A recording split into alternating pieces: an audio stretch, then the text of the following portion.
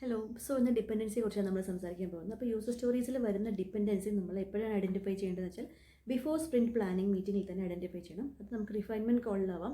ചിലപ്പോൾ ഒരു സിംഗിൾ ഒരു വീക്ക് 1 or 2 റിഫൈൻമെൻറ്റ് കോളിൽ പറ്റില്ലെങ്കിൽ നമ്മൾ കണ്ടിന്യൂസ് ആയിട്ട് ഡിപ്പെൻഡൻസി കോൾ സ്കെഡ്യൂൾ ചെയ്തിട്ട് അതിൽ നമുക്ക് ഇതേക്കുറിച്ച് നമുക്ക് ഡിസ്കസ് ചെയ്യാൻ പറ്റുന്നത്. സോ വൺസ് നമ്മൾ അതിൻ്റെ ഡിപ്പെൻഡൻസി നമ്മൾ കണ്ടുപിടിച്ച് കഴിഞ്ഞാൽ ഉടനെ തന്നെ ആ യൂസർ സ്റ്റോറിയിൽ അത് മെൻഷൻ ചെയ്യേണ്ടതാണ്, ഏതാണോ ഡിപ്പെൻഡൻ്റ് ആയിട്ടുള്ളത്. Then at the same time നമ്മളതൊരു ഡെവലപ്പർക്ക് assign ചെയ്യുകയും വേണം, അതല്ലെങ്കിൽ നമ്മളത് വിട്ടുപോകും പിന്നീട്. ഓക്കെ. ദെൻ മാപ്പിംഗ് ചെയ്യാം. ഡിപ്പെൻഡൻസി മാപ്പിംഗ് എന്ന് വെച്ചാൽ ഒരു എന്താ പറയുക, FF, FS, SS and SF method use ചെയ്തിട്ട് ഡിപ്പെൻഡൻസി മാപ്പ് ചെയ്തതിന് ശേഷം പ്രയോറിറ്റിയും കൊടുക്കാം. അതിനുശേഷം നമ്മളിതിനൊരു എല്ലാവരും കാണുന്ന രീതിയിൽ ഒരു വിസിബിൾ ആയിട്ടുള്ളൊരു രീതിയിൽ, ഇത് ഷെയർഡ് എക്സൽ ആവാം, അതല്ലെങ്കിൽ നമ്മൾ ഏത് ടൂളാണോ യൂസ് ചെയ്യുന്നത് ആ ടൂളിൽ വിസിബിൾ ആകുന്ന രീതിയിൽ നമ്മളതിനെ പ്ലേസ് ചെയ്യേണ്ടതാണ്. നമ്മൾക്കത് ട്രാക്ക് ചെയ്യാനും ഫോളോ ചെയ്യാനും പറ്റുന്നതായിരിക്കും. Thank you.